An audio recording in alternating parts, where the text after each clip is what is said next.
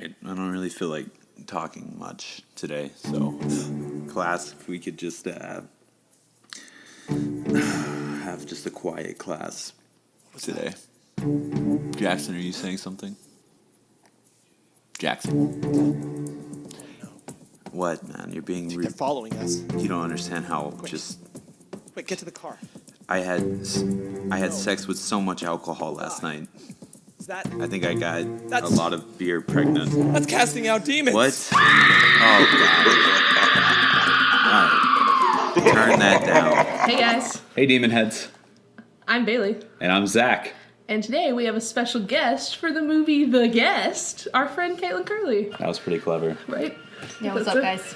So, today you're the guest. Please don't shoot me. Please don't. She seems trustworthy, but so did David.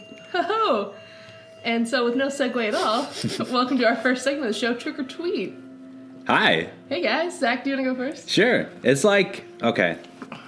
My trick or tweet is, it's like Adam Wingard watched The Bourne Identity on mushrooms and then made a really good movie. I like it. Thank you. I love involving like hallucinogenics in my tweets. That's probably my favorite thing to do with my life. I was about to say with your hallucinogenics, and that's... Well, that's what I said. Okay. Yay. Hallucinogenics are my life.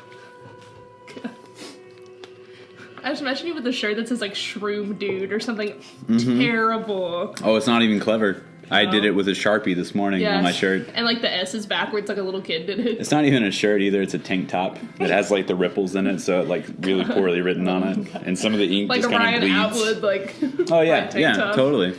There's my obligatory OC reference. So speaking of references, my trigger tweet is... There's no segue there, but I'm just gonna... Yeah, what's the reference that you're making? Nothing. Reference to the movie that we watched. Okay, sure. So mine's a little shallow, but oh well. I don't care if he's virtually an unstoppable killing machine. If he looked like that, I would have let him in too. What do you mean by let him in? Oh. Oh! Sorry, Mom. There's that disembodied clap again. Oh my God. You gotta get that looked at. All right. Caleb, what'd you think about the movie? You have a trick or tweet? You want to have like throw one I together? don't have one. Just make one up on the Caleb's spot. not on I'm not the gonna Twitter. do that. Yeah. I'm not on the This is Twitter. her tweet. I'm not gonna do that. That's it. Yeah? That's it right there. And then she deleted her Twitter account right after that.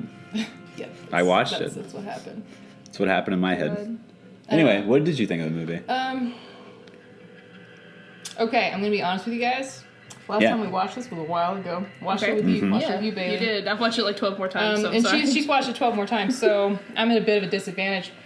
But what I most remembered, what I most 12-fold remembered enjoying about the movie is I love dark comedy, and it really goes along that vein with a lot of the really subtle jokes that you see in there. No, we watched it again. We did. In your defense, we watched it. Remember, we watched it with Kristen. Yeah, but that was a long time ago. yeah, true, in that was KAITLYN time, that's a long time ago. Who's Kristen? See, it was a long time ago. God. Anyway. Not Caleb, that Kristen, right? No. So Okay. anyway. Okay, good. Ooh. Wait, is it? No. It's Okay. not. So It's not. anyway. Anyways, so let's Yeah, so now that we've aired out all the dirty laundry, that's not really dirty laundry. How's that dirty laundry? I was trying to make a segue because they're doing laundry at one point of this movie, Zach. But that's a big segue, just Bailey. You're can't- jumping ahead to the into the movie. I was just trying to get us back on track. Okay. Well, I'm sorry. Trying to close up your story like a clothespin. Mm. With a clothespin, actually. Okay. Anyway, so the movie. I actually want to kind of touch on what KAITLYN was talking about in terms of it being a dark comedy. Yes. I think the movie jumps genres a lot. I think that it goes from being a horror, and it kind of starts off like a Lifetime movie. Like the first, did you say that as well? No, okay, I did that because here's the Netflix synopsis. Ever since KAITLYN and I were watching Your Next, and do you remember what they said the people on Your Next were? They labeled them as masked hooligans. Okay, Oh, so yeah. ever since then, I've been paying more attention Yeah. to Netflix synopses. And so here, it sounds like a Lifetime movie when this is all that you get thanks to Netflix. A stranger claiming to be a close friend of a recently deceased soldier invites acceptance and doubt from the dead man's family. Yeah? Okay, Lifetime, thank you for writing all of our Netflix synopses. Yeah, that's what I genuinely, I was completely turned off, in the first, 10 minutes of the movie. I thought it was just going to be, a Lifetime original. like the soldier shows up and it's kind of creepy for a little bit. Then you start to realize maybe he's a murderer, and then the mom starts falling for him. That's what it kind of felt like in the first. And then it turns out that the girl that he's into is actually his half sister. Yeah. Wait, what? I'm just kidding. I was like. Oh, okay. You're making a light. I was like, did I miss something in the movie? No, in like the realm of Lifetime. Oh yeah, definitely. That would be his totally half sister / cousin, and it would just be awful. But yeah, and I'll give the movie credit that it jumped around a lot like that. It started like that, then it turned into a dark comedy, then it turned into just like an action movie, and it had horror elements to it. But it all came back to the heart of the movie, which was David, and I think that's why it works. I think that's why it's able to jump around as much as it did and hold cohesiveness. Ooh, look at you! I like it. God. Oh God. The glasses. Yeah. We're all wearing glasses We're all today. wearing glasses. Yay! Glasses brought to you by Benjamin Franklin. Oh man. So to kind of lay this out for you. Didn't he just invent bifocals? Well, yeah. That's glasses, right? No, Before that, they used. are a kind of glasses. Well, yeah, but before that, they all used monocles, right? No, they didn't use monocles. I think they did. They were spectacles, but they weren't bifocals. What would they wear, like 2 monocles at the same time? Yeah, I think he invented this part, the bridge that connects the lenses. God. Before that, everybody was walking around with like magnifying glasses. You've never And seen just the burning jerk. down- I was about to make a jerk reference when he has the glasses that makes everybody go cross-eyed. It's so good. So anyway, this People movie. are just walking around burning down buildings on accident because of the magnifying glasses. That's where Sherlock. That's how Sherlock Holmes got his start. He was a Cyclops.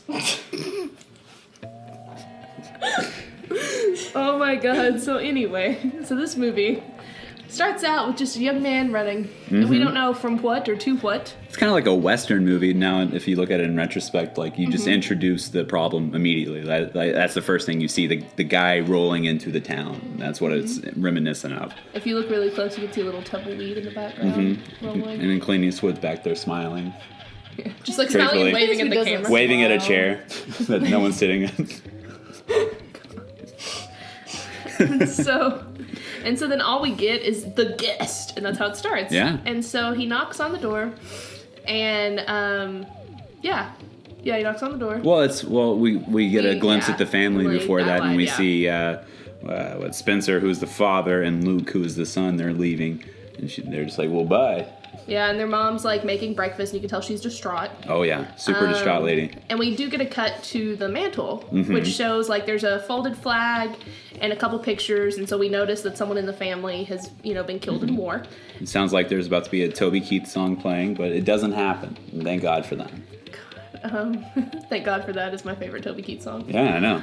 Aren't all of the songs Thank called God Thank for, God and for then there's just something? a line. It's Thank God It for, reminds me then of a Bo Burnham colon. on Parks and Rec when he's Chip McChap. Oh yeah.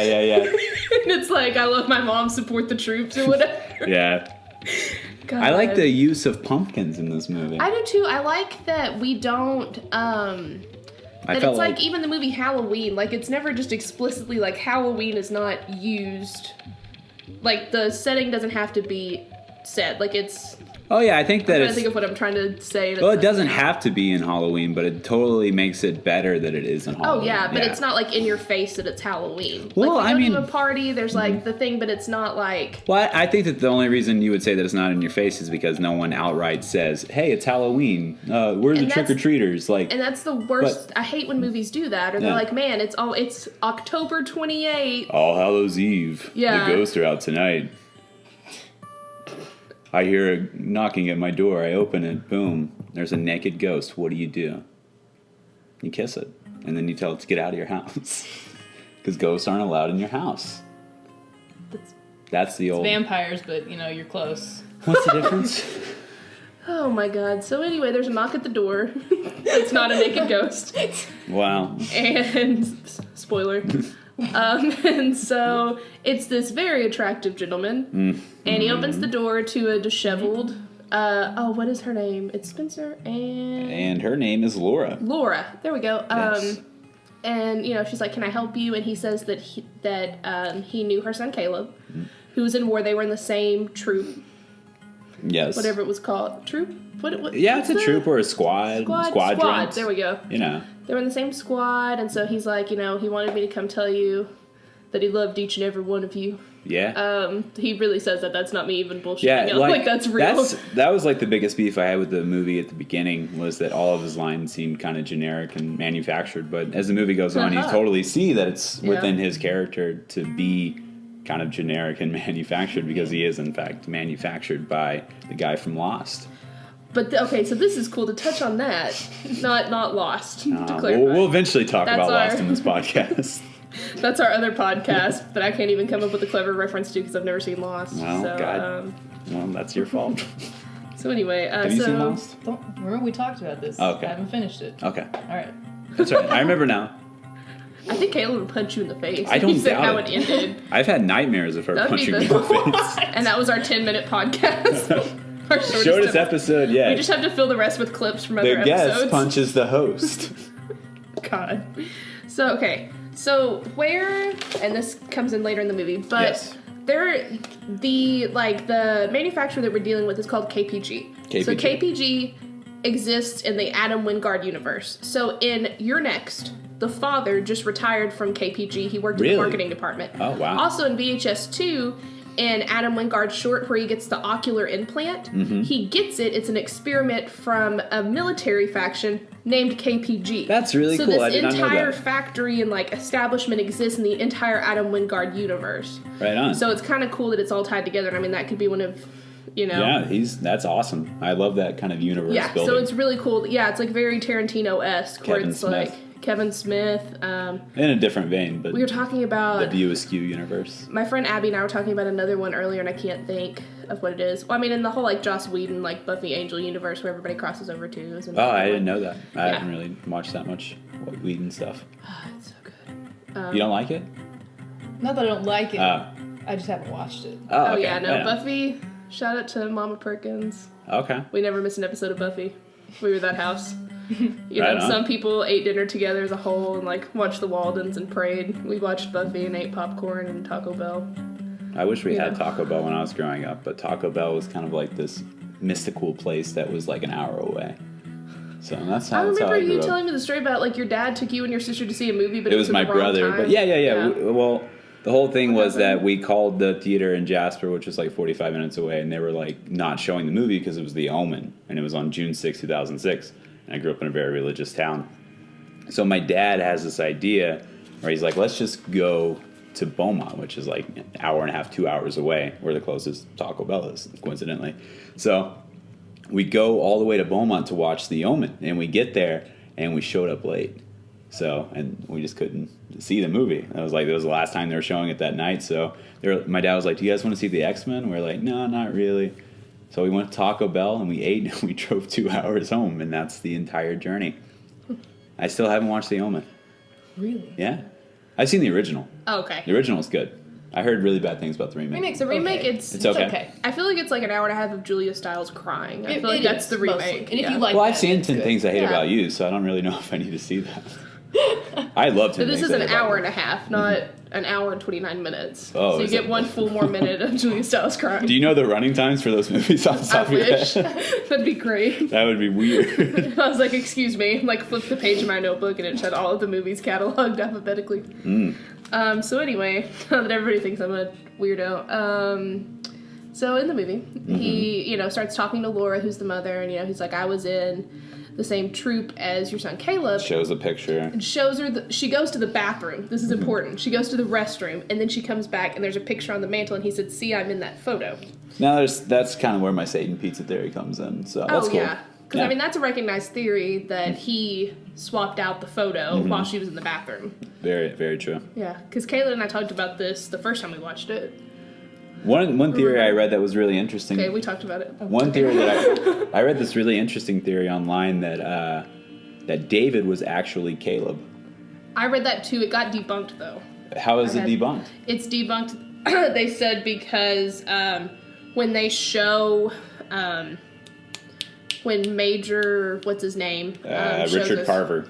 Yes, Major Carver shows us a picture of Yeah. Caleb. It's not, or a picture of David. It looks just like David. It got debunked by that, and then Well, also... I mean, is that really debunking it? Because, like, the whole premise, like, if he was Caleb, then they would notice that right away. But they mentioned the whole plastic surgeon thing, and I don't know if he was actually going to that guy or that was somebody he already went and saw. Yeah, that was because it's really funny that you said that because I was actually researching it, and that's like a big struggle is that people were kind of torn about it, but then somebody they're like, well, in the photo, but I mean that could have been photoshopped because they're like in the photo you could tell that they were two different people because we can see a photo of Caleb too, and they were like two completely different heights is what somebody said. I don't know. When I was watching it, I didn't get that in depth with it. I don't know if you can really determine their heights from those photographs. Yeah. Unless they were I don't think they were standing by it. It wasn't like a police picture, so they weren't their heights weren't in the background.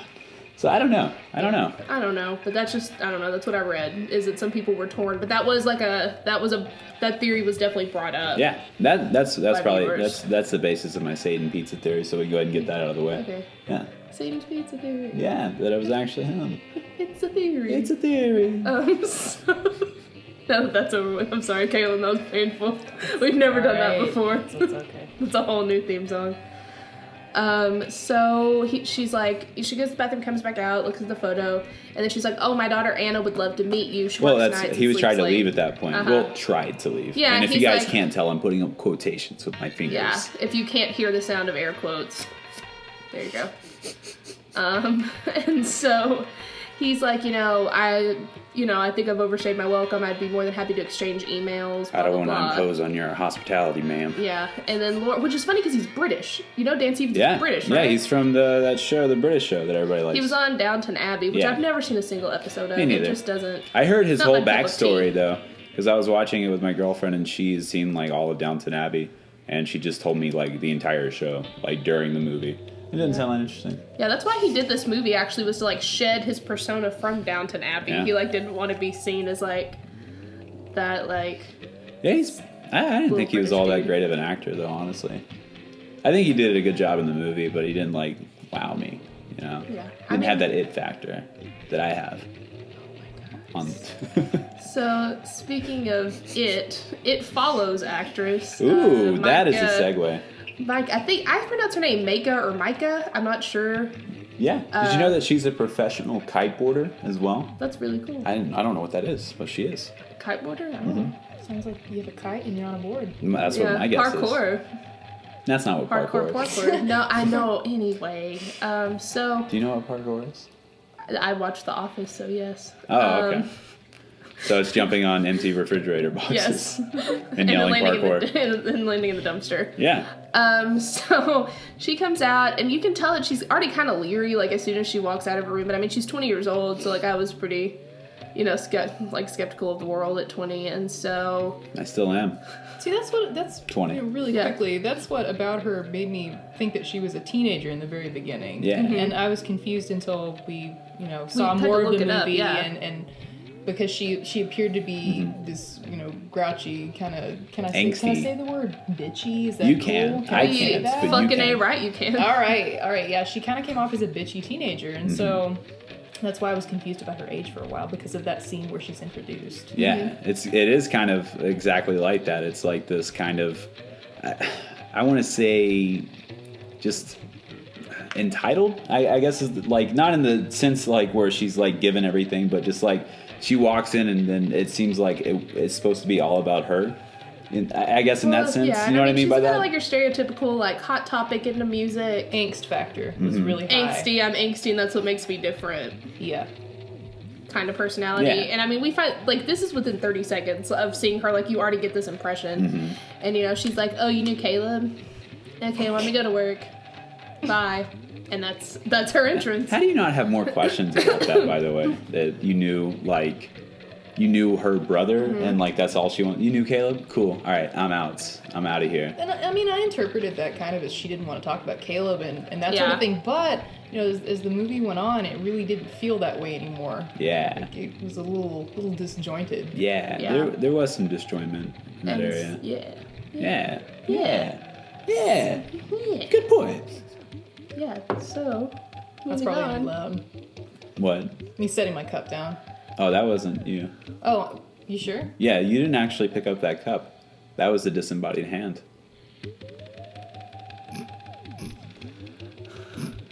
So Anyways, keep so going. she goes to the diner, which is her job, and then the father and the son, which Spencer and Luke, is that right? They come home, Correct. and they're kind of like, "Whoa, what's going on here?" etc. You know. Yeah, and Yeah. so, they get introduced to Caleb, and so Spencer pulls Laura aside and says, what if he has the PTSD? Yeah, Or whatever like it's an like- STD. Yeah, that he the can transmit. PTSD or whatever it is they have, and she's like, yeah, well, what if Caleb came back different? Poses like that That's a great question. super intense And then moral there's like this question. moment between Luke and David. And David's like, they're fighting over me, and then Luke's like, they're always fighting. Yeah. And it kind of shows, which is another theory that I have is, well, it's one that I had and then I erased it, that David is actually a good guy. And that what eventually happens is him doing what he thinks is the right thing for this family. Yeah. So I guess we'll touch more on that later when we get to that point in the movie. Yeah. And then, Luke's also been hit at this point, and he's like, Yeah. he just shrugs it off and, kind of goes to his room or whatever. It's one of the most fucked up scenes. It's so sad. Because that shit's actually happening to people. They're just walking down the hallway, and they just get pushed into lockers by, 10 dudes. Because he gets shoved into a locker, and, you have, your generic, high school jerky crowd in there. Football players. Yeah, and their polos and their khakis. the hardcore kids. And, they, shove him into his locker, and they call him a slur that I don't want to say. Well, that's later in the movie, right? Yeah, that happens later. Yeah, that's whenever the dude with the... Did he get, chin surgery or The something? dude that looks like Mario Lopez's, third removed cousin. Yeah. Sorry, I was hoping you were going to say third removed tumor. That would just be the biggest insult ever. No. God. No, they call him a bad name then, too. Do It may they? not be that slur, but they call him something. Oh, well, yeah, I don't doubt I it. don't remember, Yeah, I just know but- that the second time is, more, Oh, yeah. explicit. Oh, well, yeah. Yeah. I mean, he breaks a yardstick across that guy's face. That was awesome. So he comes home, and so they're, arguing about him. So then Spencer, invites him to stay, and he's like, I'm gonna get a drink. Do you want a drink? Which is a constant thing for Spencer. Yeah, so then Spencer and David get drunk. Well, Spencer gets Well, drunk. we're glossing over an important plot point because there's one point where David's like, "What happened to your face?" He's like, "I got hit by a football," and he's like, "Yeah, that can happen," which is kind of like this, he knows that's not the truth because then there's an important scene later. Yeah. Well, yeah. So I just wanted to put that in there. Oh, real yeah, quick. no, and I So appreciate that. Yeah, no problem. Yeah, so he got hit. And so then Spencer and David sit down there drinking. So Spencer tells David that the kid that is now his regional manager at work has a degree, even though Spencer's been there for it seems like 15 years. Yeah, or so. and then He's this there for a dude's really been long there for time. 4 years, and then he got promoted to Because he regional has a college manager. degree. Yeah. And so he's like, Laura, I know she doesn't say it, but I know that she wonders when I'm going to start making money. It's like in The Office whenever Ryan gets promoted over Michael. Yes. Perfect example. Good job, Zach. Here you go. So he tells David, and he's super drunk, and he's like, I'm gonna go to bed. And David, he's like, are you tired? And David's like, no, I don't need much sleep. And we get the first deep cut, which is just a zoom in on David's face with this with a little bit of intense synth beat. And Yeah, it's so funny. I want to kind of pigtail off of that, if I may, Yeah. which is an expression I just made up. So, Caught that. That was yeah, kind of gave it's me actually away. a couch show reference, but that's beside the point. But anyway, so I want to say that the strength of this movie, even though it has an interesting storyline, the reason that it works so well is that the pacing is superb. And that was my biggest problem I had with You're Next. I thought that it was poorly paced. Yeah, And I that's think what- that Wingard yeah. really learned from his mistakes in You're Next. Yeah, because he himself, it's a horror movie. This movie is a horror movie, but it's intentionally paced as a thriller. And so it's kind of, I feel like it's modeled after John Carpenter, which they use, if you notice in the climax of the film, it's climax / kind of ending, really. There are 3 big masks projected, and that's actually to pay homage to Halloween 3, Season of the Witch, because it's Really? the 3 main masks that are made by this Oh, wow. company. And also, the same style of synthesizer was used by John Carpenter and Alan Horwath for the Halloween 3 soundtrack, is in this soundtrack. Oh, really? Very cool. Just cool.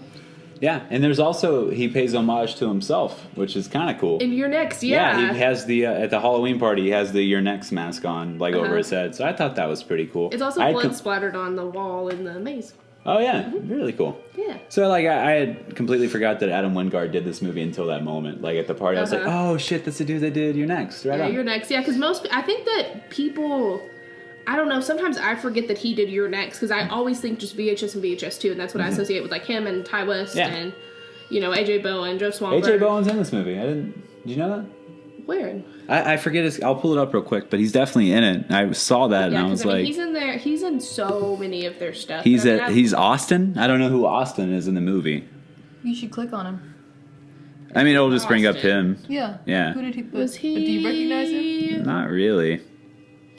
Maybe he was a friend at a party or something like that. Yeah, that's probably if I had to think because I'm trying to remember. But yeah, I mean, AJ Bowen's in like all of those movies, man. That's pretty cool. He did. I think his best role was in House of the Devil. I think that was the coolest role that he played. Oh, for sure. It's really creepy. I just love their whole group. I mean, we talk about him all the time. Yeah, he looked like Zach Brown as Zach Brown. You know Zach Brown Band? You guys ever heard of them? Country group. Yes. They all have like really burly beards. He looks just like the lead singer, and as if the lead singer took like a lot of crystal meth. That's what he would look like. And I know that because Zach Brown took a lot of crystal meth, and that's what he looks like now. I made that up. That's not true. Sorry, Zach Brown. Anyway. Good name, by the way. Good initials. Where were we? Speaking of narcissism. Oh, okay. Yeah, I could see that. I like it. Sorry. Yeah.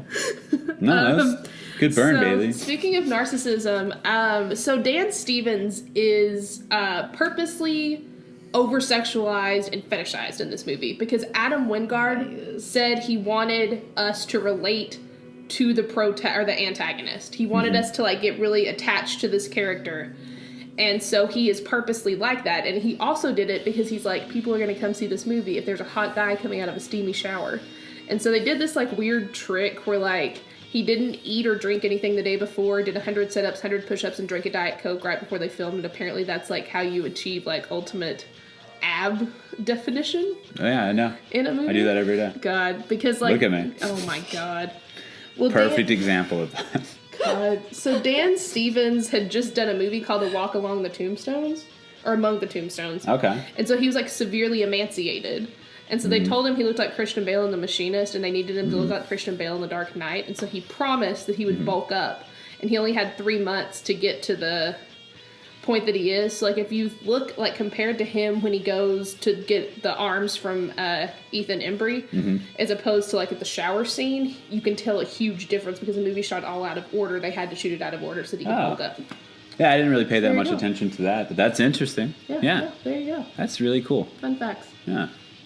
So anyway, now that I'm done with all of that. Obviously, I related to him in a different way because we have like very similar builds. Like, you know, he's got a 6-pack. I got myself a 6-pack as well. You know, he does 100 crunches. I do 100 push-ups every morning. So I started to see the comparisons and everything. And I don't know, man. Just we have both like really piercing blue eyes, and you know, it's really cool. It's a really fascinating. Like, it's weird seeing someone that's so much like you in an antagonistic role. And that's what really resonated with me in this movie.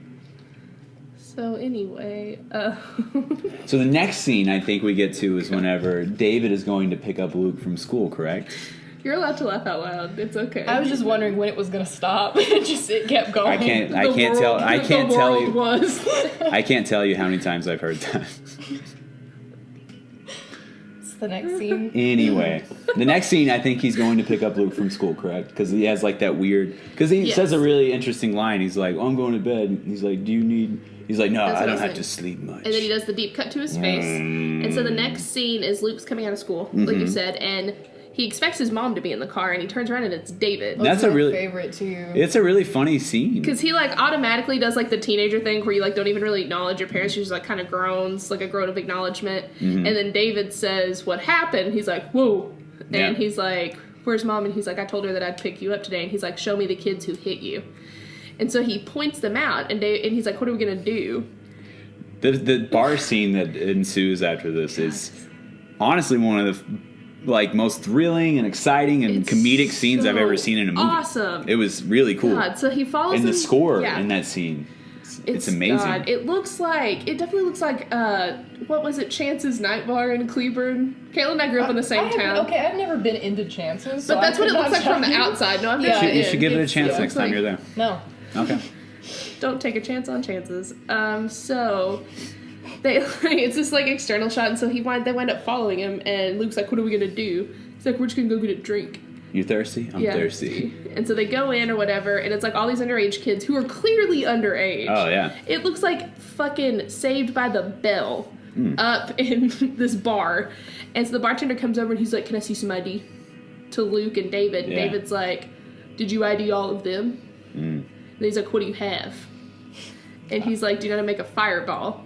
And the bartender gloats like, "Yeah, it's like cinnamon schnapps and Tabasco sauce." Yeah. And he's like, "That's my drink of choice." And he's like, "I will have a Coke for my brother." Yeah. I've seen this movie a lot. And so then... Have you really seen it 15 times? I've seen it probably legitimately 8 or 9 times. Like, legitimately, without being hyperbolic. It's good. I love it. Twice. Yeah. A long time It's ago. just, I can just keep watching it. Like, it's one of those movies. It's like, a cool movie. It's like in my catalog, like Romy and Michelle's High School Reunion and Clueless the Guest, you know. They all have the same thing in common. That's really cool. And so... So he like goes to get him a drink and he brings it back. And so he's like, because it's a mixed bag, this Saved by the Bell group.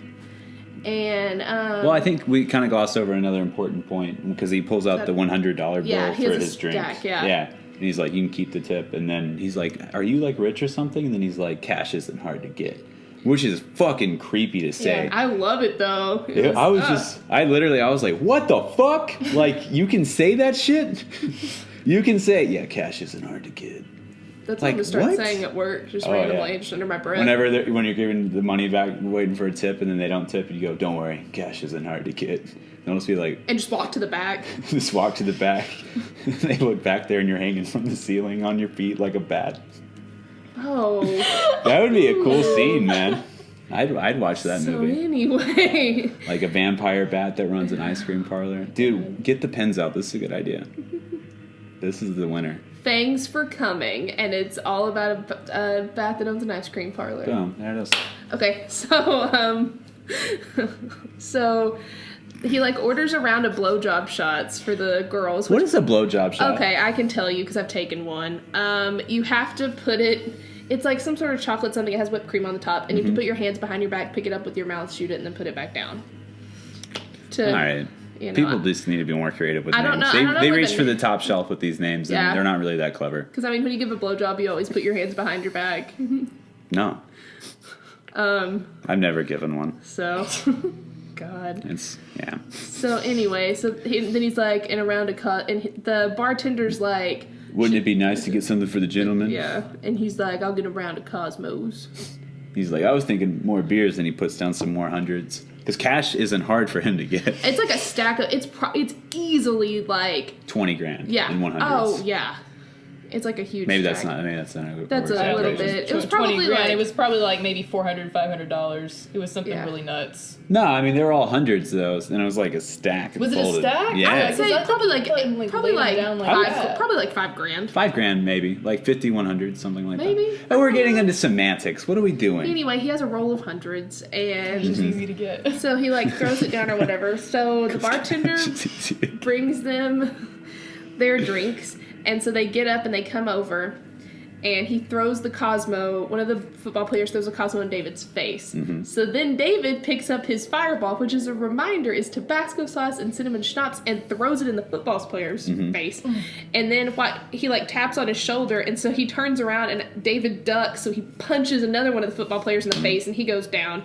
So then another buddy comes in, and there's a pool stick involved, and just like... Broken, steps on a dude's like leg and like legitimately just snaps his leg in half. Like it was like rotted plywood. And it's just... Yeah, he breaks a pool cue over somebody, and so there's just like... Those kids never had a shot. And then someone punches Luke, like sucker punches them. Yeah, so David sucker punches them, and you can tell by him just stepping on somebody's leg and it breaking it doesn't end well. Yeah. So then, like everybody clears the bar except for Luke and David. He's like the Terminator, like Jesus Christ, like this guy. That's what I thought of at the end when he does the thumbs up. I've always thought of Terminator 2. I've always thought that they paid homage to Terminator 2. I definitely think they're doing that. And so. Oh, actually, I almost sneezed. Did you sneeze? There was like a sneeze, like a cough, and then like a... I like almost sneezed, but like it kind of like caught in my throat and just didn't go. It sounded like Bailey just woke up from a nightmare. Like that's what it sounded like. Casting out demons is actually just a dream. Like this is what I dream. This all every takes night. place in Bailey's head. That is ooh. It's really her like 3 inches away from a wall, just reciting all of this. God. So anyway, it's like Girl Interrupted. I've never seen that. It's anyway. I've seen Tig Notaro's new stand-up special, which is called Boyish Girl Interrupted. It's really good. I love her. Dude, she's great. That's what my sister like just got into her. She watched her doc. Oh yeah, Tig? Yeah. It's so good. And she's like, "Have you heard of her?" I was like, Yeah. "Yeah, I have." Because you're old. I'm just kidding. Sorry, sister. Oh, I thought you were calling me old. Yeah. Am I? Old. How old am I? I don't. See, you guys don't even... Old enough. Who did that?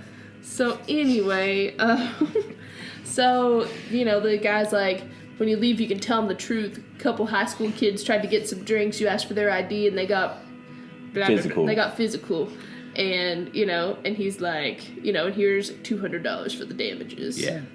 That's how much You it know? costs for a new pool stick. Yeah.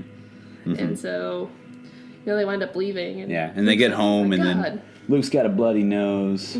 We kind of forgot to mention that we see what's her face, Anna with her boyfriend. So we need to Yeah, we mention see that. Anna with her boyfriend, which is important later on. He smokes a lot of weed. Yeah. They're just like on a playground. That scene where he calls her on the phone in jail is really funny, because they're like, they think I murdered him. Oh, well, you didn't murder him, so you're gonna be out. No, they went back to my apartment to search, so I'm gonna be here a while. Yeah. It's so It's so funny. her boyfriend's a drug dealer. Oh yeah. And so there's actually a deleted scene that happens like when they go back to his room and the party, and it shows kind of why they come out fighting. Oh, okay. And so, but like it talks about, I mean, there's some paraphernalia in that room for sure. Okay. And so, I kind of like that they cut it too, because it kind of lets you like imagine what's in his room. well, so. they actually, this wasn't even me meaning to segue on purpose, but so actually in the original cut of this movie, the original cut was 20 minutes longer, and in it they actually talked all about what David was, why he became what he was, and That's all, like, what his I would whole change about this movie. His whole origin, but test audiences hated it, and they said they'd rather it be ambiguous. So Adam Wingard cut. Fuck the 20 test minutes. audiences, man. Everybody said that they liked the ambiguous version better than the one with all of his. And I don't know, I kind of like it too. I kind of like I don't not know. knowing I just what he is. felt frustrated not knowing what the hell this dude was.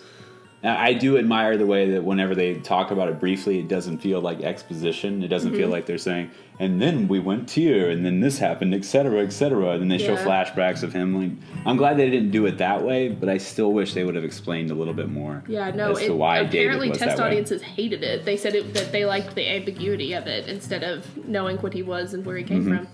I mean, we'll get more to it later, I'm sure, because we're gonna go through the whole movie. But I actually didn't like the part where we first went and hung out with the military for a little bit. Okay. And we were all talking. I didn't like that. Can we because touch on that? Because I actually... It came out of nowhere, first of all. It definitely did. And it kind of threw me off, and then afterward, I really didn't want it. I kind of just wanted them to bust in at the very end and That cause actually problems. was in the that was in the original too. They cut out that scene, but people wanted more, a little bit about KPG, which I feel is kind of like the shield of like the Adam Wingard universe. Okay. That doesn't seem like a stretch. Yeah, no, that's what I felt. And so You ever seen this TV show called The Fringe or just Fringe? Have you ever Fringe, yeah, with Joshua Jackson. Yeah, that Yeah. dude, the dude from Mighty Ducks. That's a really good show, and it kind of seems like that's what the KPG is, kind of like this on the fringe of like what's actually allowable in terms of scientific studies. Yeah. That's a really good and I show. mean, Check it out. That would be understandable, especially with VHS 2 with the ocular implant that Yeah, Adam that's Wingard what I was used to thinking use. of Yeah. whenever. Yeah. So anyway, so they get home or whatever, and Luke like goes to his room. Yeah. And they're like, "Oh, he got hit by a football, right?"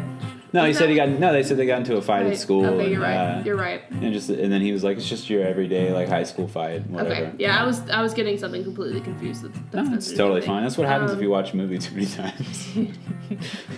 Lucky number 10. Maybe I Lucky- won't get it yeah. confused anymore. Okay. Yeah. So yeah. So then he goes back to his room, and then I think like they thank him or something like that, and then they're like, "You should go to, or you should invite David to a party." They pull Anna aside because she was like, "What do we even know about this guy?" Yeah. Da, da, da, da. And so her mom's like, "You should invite him to a party," and she's like, "You really gonna pull that card?" And she's like, "David, I'm going to a party tonight. Would you like to go?" And he's David, like, of course, is like, "Yeah." Yes, they go, and she's like, oh, and then then is the bathroom scene, the infamous bathroom scene, where Dan's, rock me sexy, Jesus, to quote Hamlet too.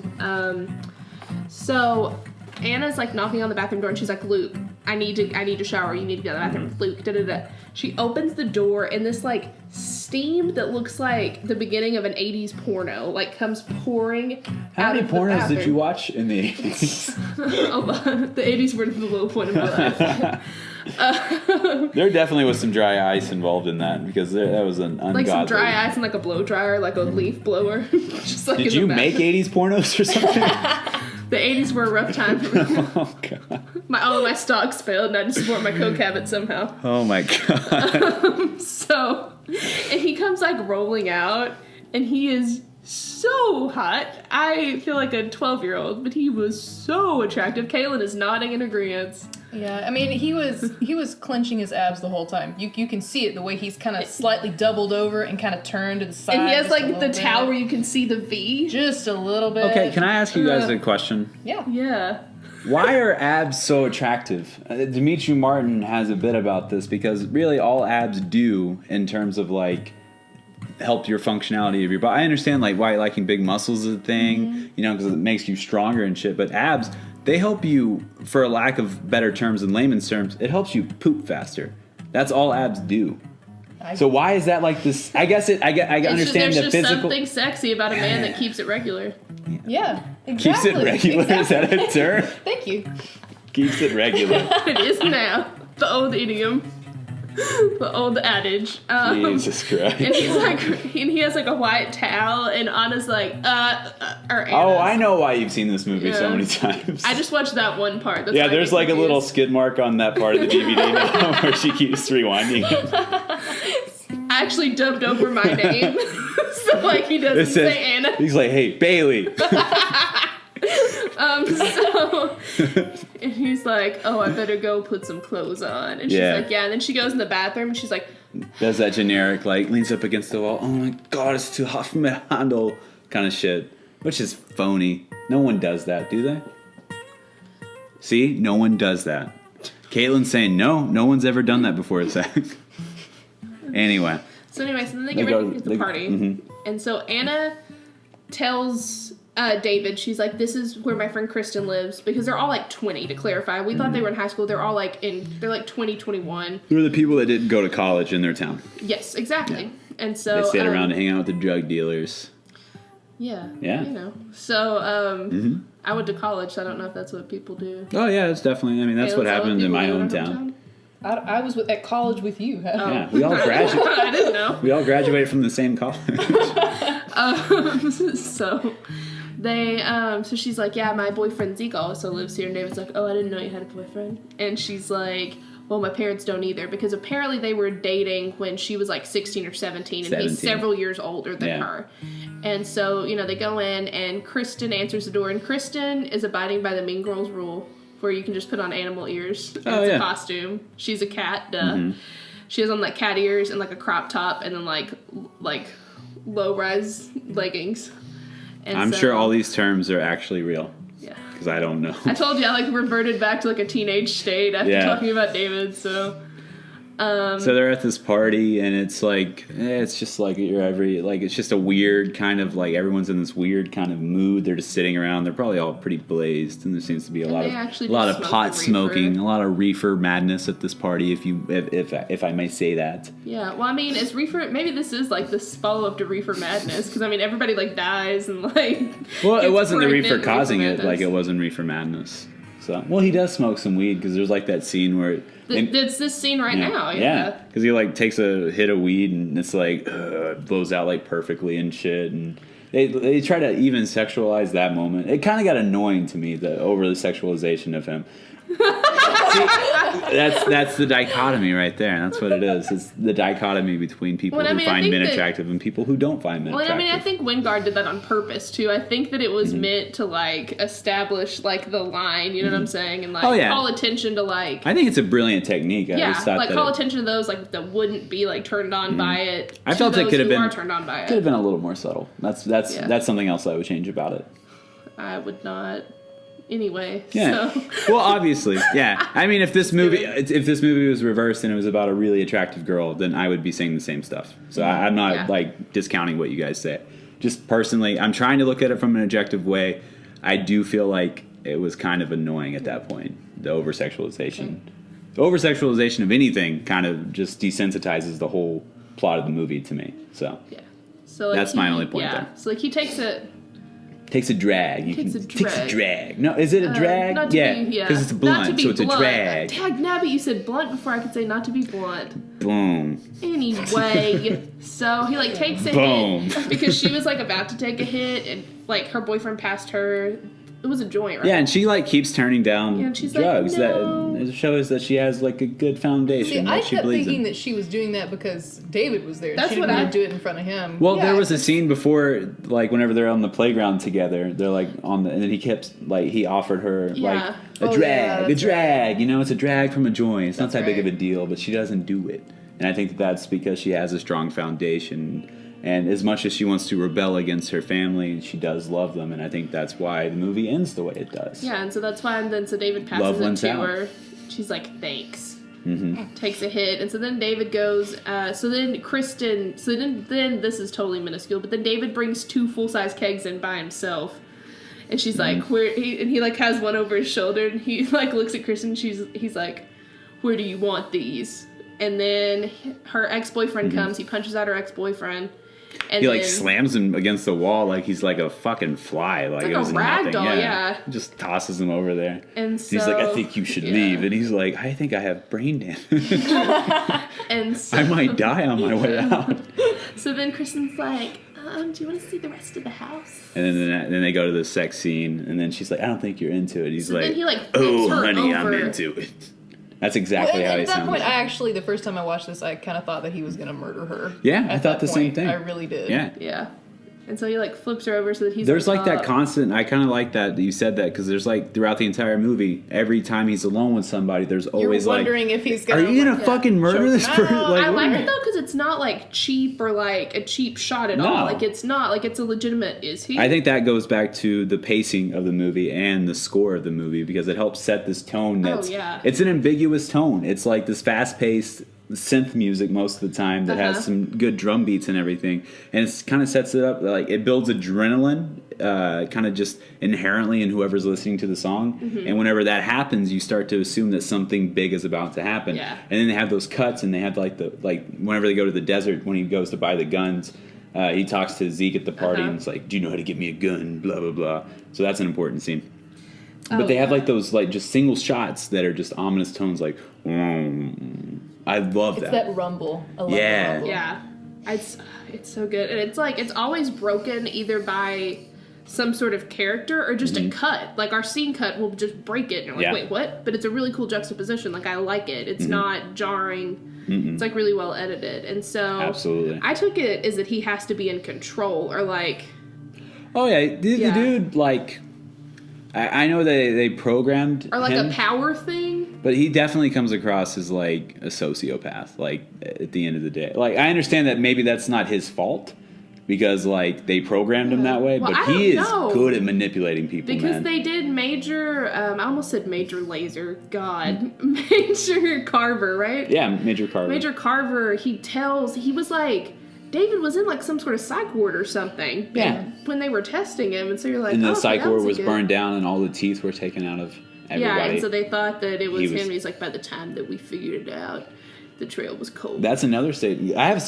there's several slices to my Satan pizza theory this week. And that one of the things is that David can't die.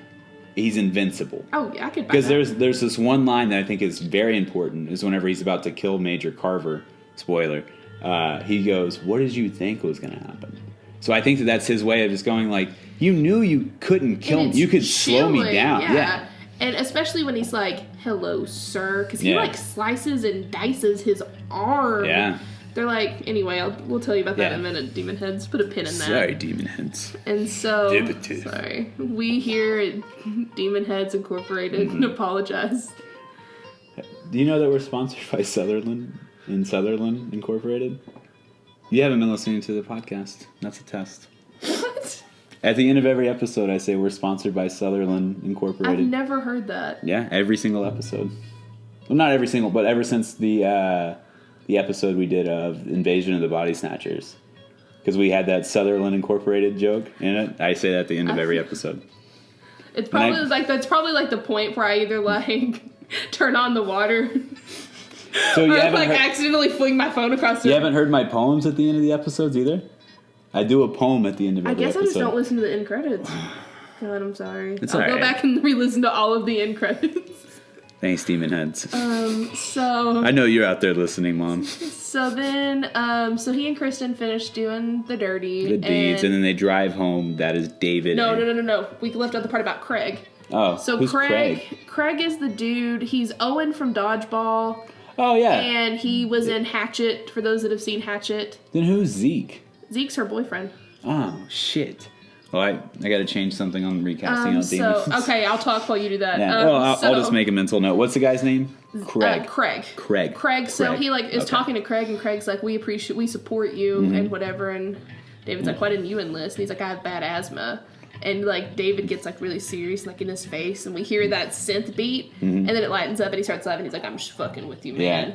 And so he's like, "Do you know where I could get a gun?" And The soldiers Craig's sure like, "I do have a love guy." their guns. Yeah, and he's Yeah. like, "Why do you want a gun?" He's like, "I'm a soldier. I like guns." And so then Yeah. he and Anna are driving home, and they're like listening to a mixed CD, and like Anna's talking about like how Zeke gets on her nerves because like Zeke, she's saving to go off to college. She wants to get out of the town, and like Zeke just kind of likes to stay there and hang out. And then he says, if I had a woman like you waiting for me to get home, I would have never went to fight, Yeah. blah, blah, blah. I never would have gone across to the Middle East to get shot at. Yeah, then she's like, oh, thank you. Oh, my God. And so then... And then he's like, I like this music. She's like, really? And he's like, yeah. She's like, I can make you a mixtape. And I think that it's one of those moments where it kind of keeps pushing that weird, almost non-existent dynamic of maybe he's kind of a romantic interest for her, and that like it flickers up every now and then, but it never turns into anything. Obviously, The way I interpreted it was that he was trying to make her move on from her current boyfriend, which would further support the whole maybe that's actually Caleb theory, which it would be kind of weird, but it would also make sense for the brother. Like, she doesn't know I'm never going to actually act on anything. I actually just banged one of her friends, so like that's not going to happen. Yeah. So maybe if I could just get her to move past Zeke, and then if they break up, I just stop He's showing like her interest Taylor in her. Townsend. Sure, absolutely. Yes. I've made 2 this episode, I promise. Yeah, you sure have. So anyway, so they go home The and OC. like... okay. Sorry, it's a thing. I have a problem. Well, like so- Ryan and Taylor did have a romantic relationship. But I mean, though. I feel, like in a like less Yeah, it was. intensive sense, he's like the Taylor Townsend. Yeah, I get it. He's like her stepping stone. Yeah. So she goes And Taylor home. Townsend was a bit of a sociopath too. Oh for a yeah, while. for sure. And so We can just talk the OC the rest of the episode. California. I don't know why I like did a little Sandy Cohen inflection. All right. While Bailey smears her bagels, we can maybe go ahead and because we're running out of time here. We need to start. This movie Yeah. just gets us all excited. So okay. So then, Anna like lays on her CD, and you can tell that she's kind of like showing some information for David because she makes him a CD.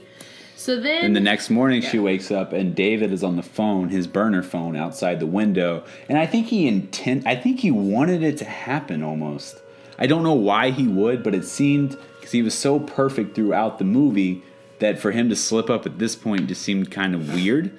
I don't know if that was just like a weak plot point for them. They had to have Anna find out in some shape or form, but like she just walks right up, hears the conversation, knows that something weird is happening, then goes and makes a phone call to the KPG. And then she calls the army, and then they're like, KPG needed for this or whatever. Exactly, because the army, there was a red flag on Caleb's file, and it's like higher personnel needed. Not Caleb's file, but David's file. Or And also, the picture that we see is not of David. It's not David. No. And so she finds out, the KPG's notified, and that's when Major Carver's assistant comes in, and they're like, they can't know that any of our subjects are still active, so this needs to stay hush, and so he leaves. Yes. So then there's the scene after that where she goes to tell. Who does she tell immediately? She tells Luke. Does she? No, she doesn't tell Luke immediately. She tells what's her friend's name? Kristen. She tells Kristen first, right? Oh, yeah. Yeah, and then she says, your brother's really smart with computers. You should talk to him about it. So, and then I feel like... And then we cut to where Caleb's at school. Caleb's at school, and then... Mario Lopez's third removed cousin... Tumor. Calls him a slur. Yes. A slur used for gay individuals, and then he breaks a yardstick. Well, he punches him in the face first, which is awesome. I love that. Because he's like trying to figure out shit on his laptop. Yeah, and it's one of the same kids from the bar, by the way, that has like some sort of like he like broke his jaw or something. Yeah, he should have learned. And so he like punches him, and so then he breaks a yardstick on his face. And then he's sent to the principal's office, and then for whatever reason, Laura brings David with her to the school, which was kind of weird. But it's kind of funny, too. They're, like, talking to the principal, and they're like... that scene is great. I just kind of question the motive of actually bringing him there. See, he seems I like to think that he kind of pressured her into letting him go. Yeah, I wish they would have showed that scene then, you know? Oh, yeah. And so they're, like, talking to the principal or whatever, and David tells him that Luke's gay, and he's like, oh, so it's a hate crime. He's like, are we gonna sue? Yeah, we're gonna sue you guys for hate crimes. And the principal or whatever is like, well, he goes from expulsion to 1 week's or like 1 month's detention to help with the Halloween dance. Like that's it. That's the only time that Halloween. I don't even know if they say Halloween or just say the dance. I think they say the dance. Yeah. Yeah, and so he walks out, and so really clever scene. Yeah. Walks out. Luke, and they're like, just after school detention. He's like, that's it. So that's cool. And then they go home, and I think that. Did we already gloss over the desert scene? Yeah, in Luke's talk, Luke tells David that Anna we glossed over the best scene in the movie. It's the scene where he goes to buy the guns. We've already... Oh my god, okay. That is the best scene in the movie. Yeah, no, I'm just saying, like, I'm mad at us for... Okay. Yeah. So Craig follows him up on the whole gun thing. He goes to the desert where we... Shout out to Ethan Embry, who I love. Can't hardly wait. Represent. Yeah, I don't know why I was Canadian for a second. Can't hardly wait. And so he's like, oh, I want all of it. And he winds up shooting both Craig and Ethan Embry. Yes. Just kills them. And Craig is running away in a straight line instead of zigzagging. First mistake. I think he would have still shot him regardless. So he gives him like a 10-second head start and just shoots him. No, the coolest thing is like he shoots him and then there's not a bullet in the chamber. So he takes off running and then he just... meanders over and he's like, shit, where's the ammo? Really casually is like looking for ammunition and then, really slowly loads the gun and then kind of just trains the sight on him for a minute and then shoots. And it's funny. Like, it's comical. It shouldn't be funny, but it's just one of those moments that is just, it's hysterical in the context of the movie. And so Anna finds out, so Luke, at this point... it's whenever they come home from the school that Anna's in the kitchen. And then David's she's like, privy to what's going on at this point. Luke has told him that Anna's trying to do research. And Luke says, I know you're not who you say you are, but I don't care because you've done so much for me. I don't care. And then he's like, why won't you turn me in? He's like, because we're friends, right? He's and like, we're friends. Yeah, and then we get another one of those like synth beats for a second. And then David smiles and he's like, yeah, we're friends. And then they go home. Anna's in the kitchen. She's like, my friend Craig died today. Blah, blah, blah. And they think that Zeke had something to do with it, blah, blah, blah. Because and they start... Zeke at this point has called Anna from jail. Yeah. And is like, because David called the police, gave them Zeke's license plate number. And put the gun in there, wiped clean of fingerprints. Exactly. And so also, Zeke's a drug dealer, so there's a lot of paraphernalia in his car. So that's the phone call we were referencing earlier. And then her dad's like, oh, why do you care so much about your ex-boyfriend? She's like, that's not my ex-boyfriend. That's my real boyfriend. And he's like, oh, I don't think you should be talking to him. He's such a bad influence. And she's like, yeah, you think he's a bad influence? Who the fuck is this guy? And then starts saying that I called the base. They don't know who he is. They said that he's dead. And then David goes, well, it's like a highly like underground, like it's a secret military. And I don't have a driver's license. But then he presents dog tags that have his name on them. He's like, I can go get my ID out of my bag. And then Spencer's like, no, that's not necessary, David. And then Anna tells David to go fuck himself. Or not David. She tells Spencer to go fuck himself. Yeah. And then also, we forgot to point out, Spencer at this point has been promoted because he comes in very disheveled after work one day, and apparently the manager... I think this all happens around the same time, by the way. The manager that he talked to David about was found with his girlfriend in what appears to be an overdose. An intentional overdose. Yeah. And so that makes him regional manager. Yeah. And so... So then we get to the laundry scene, right? Yes. That's what happens next. Yeah, it's a really cool scene. So Laura and David are out hanging up laundry to dry on the clothesline. David goes inside to grab the rest of the laundry, And then all of a sudden, these fucking what are they at? What are SUVs? those SUVs pull up? Just like these black SUVs. Only 2 of them. Which I thought was kind of weird. I feel like if they knew that how big of a threat this guy was, they would bring. Because he, like, before that, he's like, I need every shooter in the whole area. Yeah, we talked about this too. Yeah. I remember we were both like, okay, we're counting 2 cars here. I mean, they like had $5 million. So, I mean, I guess that, like. We need every shooter in the area. Well, there's 4 people. It was a small town. Yeah, but come on. So they go up there, and then they're like, where's David now? He just went inside. And they turn and look. There's like this cool shot of like some laundry blowing up, and then you see David holding a basket, and he drops the basket and pulls out guns. They start shooting. He shoots a couple of dudes. He gets behind some area where he's protected, and then fucking Laura runs inside the house, like Stockholm syndrome taking over, fucking rampant. So she goes inside. They're unloading just bullets into this house. And then Stockholm Syndrome by Blink-182 plays in the background. Yeah, exactly. And then all the band members from Blink-182 show up, and they're playing in the background during this awesome just machine gun scene. That's why they couldn't have more shooters, because they had to spend the majority of the budget to get Blink-182. I heard Blink-182 actually wanted to do this scene for free, but that Wingard insisted on paying them because he was such a big fan. And then he knew that they were about to break up for good because of like He's like, Stephen King and the Ramones, I want that relationship. Yeah, exactly. So that's an important element to this movie. Blink-182 was in this movie. So then, there's a scuffle in the house. David's like rolling around, and Laura's like, David, what's going on? Did you even know my son? Blah, blah, blah. And so David tells her, he's like, I did know your son. He loved you very much, and so that's why he would understand why I had to do this. And stabs her in the chest. Kills her. And she's dead. Yes. R.I.P. So then, rest in Peterson. Rest in Peterson. That is her last name, by the way. And so... no relation to Adrian Peterson. So then, David makes a break for it. And on the way, Spencer passes him on the road, so he crashes into Spencer. Yeah, he steals a car, kills somebody, and the only person left is Richard Carver. Yeah. So he's chasing after him. And he shot out all the tires on all of the SUVs. So he sees Spencer driving down the road. Mm-hmm. And so he crashes into Spencer, and then Spencer's not dead, so he has to kill him, and he says, I'm sorry about this, sir. And then he's like, David, bam, shoots him in the chest, which I think is kind of fucked up. Shoot him in the head so it's more instantaneous. Yeah. But whatever. And so he makes his way to the diner.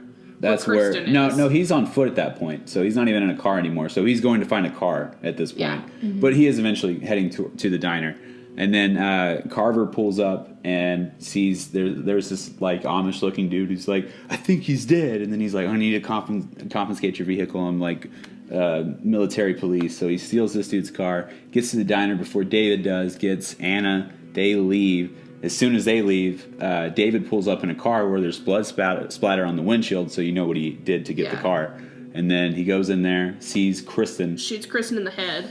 Mm-hmm. And then throws the 2 grenades that he acquired from Ethan Embry. Blows it up. And so then he starts making his way towards school. And so then Anna and Carver are in the car. And so that's when that's when he like says, he was part of an experiment, And then he gets a phone call, and then they're like saying that the diner exploded and that the police can't go to this area, which is an important part of the movie because they're all going to the scene of the explosion. So that's why they're not at the dance to get Luke, which would have made the movie a much more... it would have just ended the movie there, essentially. Exactly. So it was a really good point to get the police away from there. Small town. Makes sense. Yeah. And then at this point, Anna knows that her parents are dead. Yeah, he tells her. So they go to where David has detention, or Luke has detention. And there's like this maze to get into the dance, which is really cool. I would have loved to gone to a dance like that. Which it's really, the part that made me laugh is like, how do you get through this maze? And he's like, left, right, left, blah, blah, blah. Got it? Yes. Carver's like, yeah. And so they get through the maze, and so they get Luke. And so then the lights cut out. And then he puts on the mixed CD. Yeah, you see the mixed CD go on the CD player. And so the teacher, they're like, how do we get out of here? And he's like, okay, follow me. So the teacher, rest in peace, lasts for 3 seconds when you just hear a scream and see the flashlight drop and roll across the ground. And he comes out, he's like, and his throat's completely slit, and he falls down. And so then Major Carver's like, go out the other way. And so he goes running through. David finds him, shatters a mirror, and like completely. There's like a just messes funhouse up mirror his scene arm. because they're like looking for David, and there's all these funhouse mirrors, so he can't really tell where he's at. David has the advantage of being the person being looked for rather than being like the people that are looking for him. So he knows when he actually sees the person. He's hiding, stabs Carver. They run away through the maze. Yeah, and so then he says, hello, sir. So Carver's trying to crawl away because, I mean, he does a number to Carver with that piece of mirror. Yeah, carves him up. And so then So then Carver finally, thinks that he's okay, but then David comes out and he's like, what did you think would happen? And winds up shooting. Yeah. Yeah, winds up killing him. And no, he slices his throat, doesn't he? I'm not 100% sure. It's kind I'm of like having foggy. a complete brain fart. I think he slices his throat. Do we see that exact scene happen? yeah, because don't they come across his body later and he's just bleeding out on the floor? Well, no, Yeah. because this is very important. I think he does slice his throat. The blood spills out. Then he puts the gun beside Carver because that's an important scene Yeah. because he comes back to Carver's body later whenever he can't find Luke or Anna. Yeah. That's right. So then he goes. And the gun's gone. Yeah, so then he goes looking for Luke and Anna. And so he goes looking for Luke and Anna. And Anna hides Luke into like this little locker compartment area and says, don't open it unless it's me or the cops. So he's going over there, and right as he's about to open the door where Luke's at, and Luke has the switchblade that David gave him earlier in the movie, which we forgot to mention. yeah, they were carving pumpkins and like. And he's like, your David, parents' knives suck. Yeah, and like. Another scene that makes you just wonder if like he's just gonna turn around and just cut Luke up. Yeah, absolutely. Yeah. Carve him up. So then so they're trying to find Luke. So Anna hides Luke, and then my favorite song of the entire movie comes on, Antonio, which is by Annie. It's the Berlin Breakdown. It's my favorite. I have it on my work playlist. I love that song. Oh, right on. And so He goes out to find where the noise came from. Then he notices the gun's missing. Then he turns around knowingly that she's going to be there. And then she's got the gun pointed at him, and he says something. you forgot the point though. He thinks that he sees her, but it's just her shoes. She's taken off her shoes so that she can move around the gym and him not see her. It's really so smart. he turns around and she shoots him in the shoulder. Yeah, he falls down. She makes the mistake of going over there to see, hey, let's see if I can't see the floor because of all the smoke, but let's go see if he's actually laying down on the ground. Goes over there, doesn't she get stabbed in the leg? Is that right? Yeah, he reaches up and stabs her and then grabs her and then starts trying to choke her. And then he's like, just like, let it happen. It's easier that way and everything. And then Luke stabs him. He gets up, kind of turns around, and he's like, don't worry. You did the right thing. Yeah, and then gives him a thumbs up. It's very Terminator 2. Very... He's like, I would have done the same. It was like really funny. And then the funniest shot in the whole movie is whenever he lays down and there's like a graveyard scene behind him. And Rest it says, in peace. Yeah, R.I.P. It's like, that's hilarious. So then they wind up, leaving. Mm-hmm. They get outside, like we see, police. The whole and ambulance thing, they have blankets wrapped around them. and They're the like, fire we're making some hot department- chocolate for you. Don't worry, kids. The fire department, because there's a fire. One of the lights has busted at this point, and there's hay bales everywhere. And then it kind of zooms in on someone talking to one of the fire department people, and they're like, the 2 bodies were burned. So 2 bodies. There's supposed to be 3 bodies in Mind there. you, because we have Teacher and Major Carver. Yeah. 2 bodies are burned, and they don't have any teeth. And so then we see somebody in a firefighter outfit masked with one of the smoke-protecting masks, and it's very obvious that it's... They zoom in, and so the last line is Anna looking and going, what the fuck? And then the movie just ends. Yeah. So that kind of ties into my little slice of pizza theory that David is invincible because he survived that situation, which he probably shouldn't have. He was shot and stabbed and placed in a burning building next to hay. Hay burns quick, guys. I grew up in a small town where there was a lot of hay. That shit'll burn up real quick. Yeah. Yeah. So since we're running out on time... Yes, this is the longest what would you episode. change? I know. We already kind of talked about what I'd change. I think that I would have liked to see... I would at least want to see that version of the movie you're talking about where they explain his entire backstory. Let's see... And I think that there should have been more time spent on how David knew Caleb and if Caleb was a part of the same study that he was and how exactly Caleb died. Yeah. I would have liked to have known that. But other than that, it's kind of a flawless thriller in that sense. What would you give it? I give it an 8.3. Nice. Yeah. Kayla, what about you? What would I change about it? Yeah. Well, again, I already kind of mentioned what I would change about it. I would give more ambiguity to it. Oh, wow. So you would go the Explaining opposite route. more. Very because cool. I feel like like you said, the amount we get, it's not really satisfying. It kind of does come down middle. So it's, it doesn't really fall in either camp. And I was thinking the whole movie about, who was Caleb? Is this guy Caleb? And I found that I spent so much time worrying about that it didn't seem worth it because they didn't give us enough information. I would rather they. So they needed to pick a lane, is what you're saying. They needed to just completely make it ambiguous, and they didn't. And what would you give it? On a scale of 10? Yeah, and you can do point like. Oh, I can do points. Yeah. Oh, I really liked it. I'd give it an 8.5. Oh wow. Ooh, okay. Yeah, high praise. Bailey, what would you change? What would I change? I would maybe.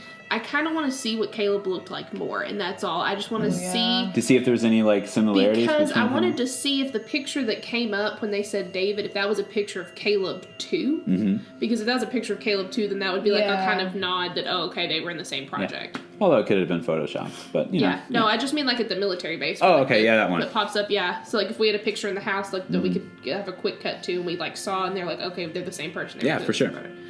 And I would give it a 9.0. A 9.0. Wow, high praise. I love it. 9 points is not only the how much she liked it, but that's also how many times she's seen it. 1 point for each time she saw it. Exactly. Yes. Got better. Now, Bailey, recasting out demons, everybody's new favorite segment. Who would you have playing David? Alrighty, so for David, I want Zac Efron.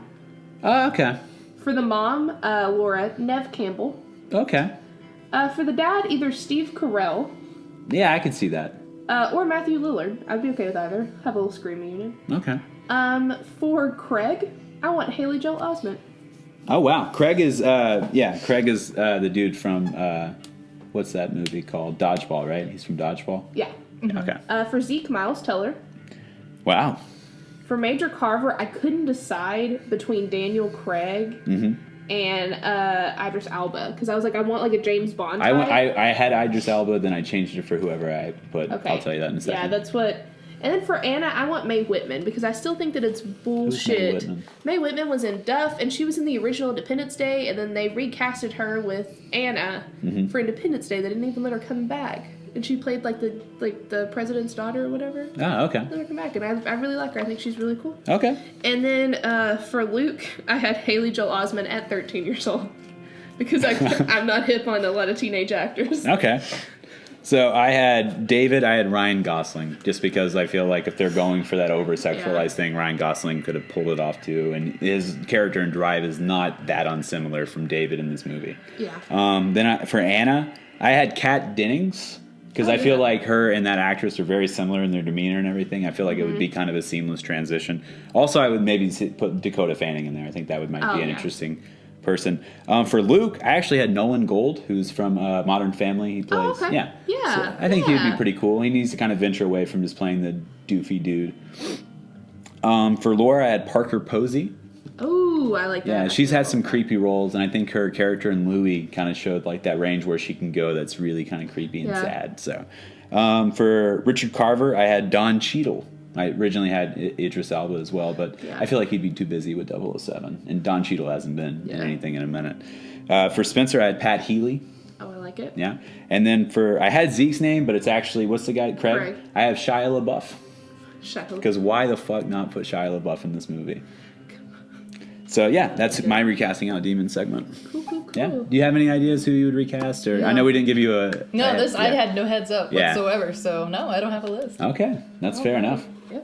All right, so bone plugs. Bone plugs and harmony. Zach, what's your Twitter handle?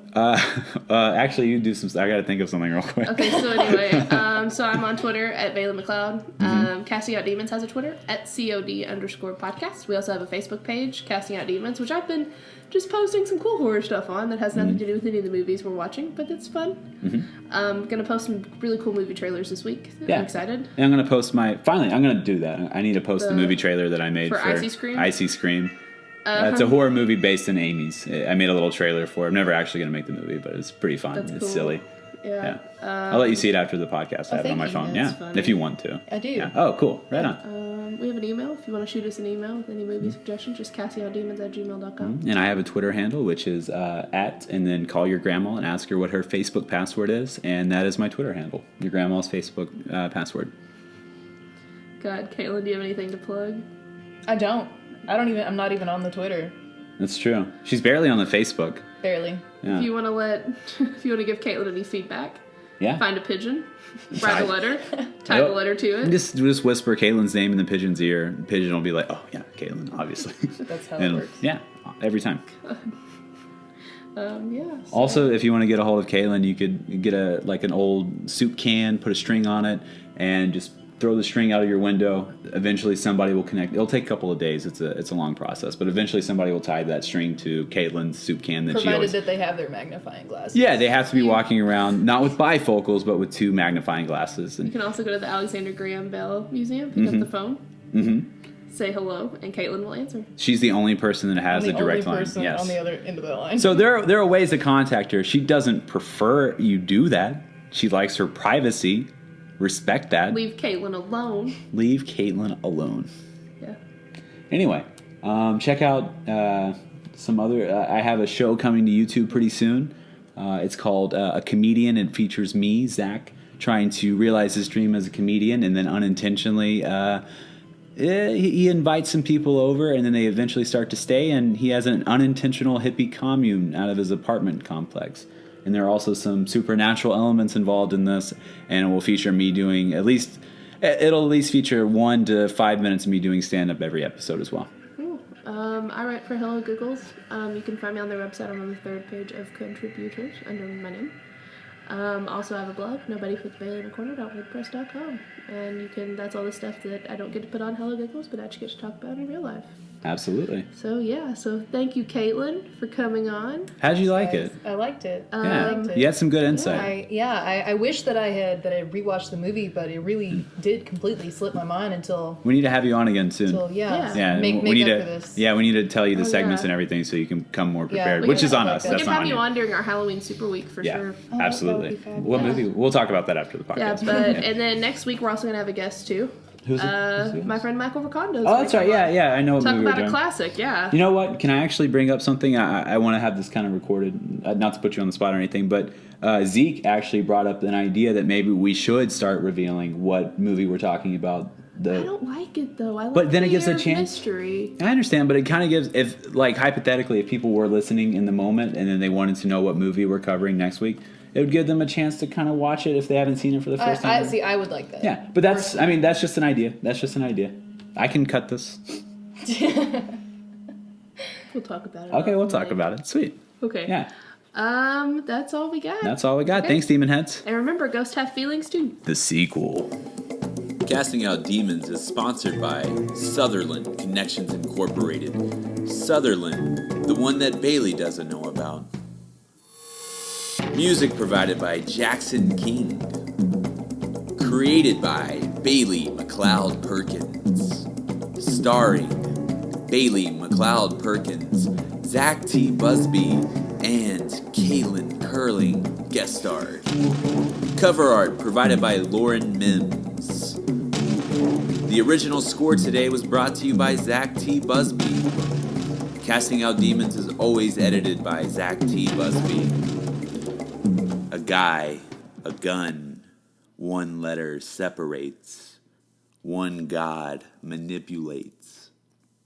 1 day precipitates. It's raining. It's raining. It's raining abs. Abs. Abs. Abs. Abs are the male boobs.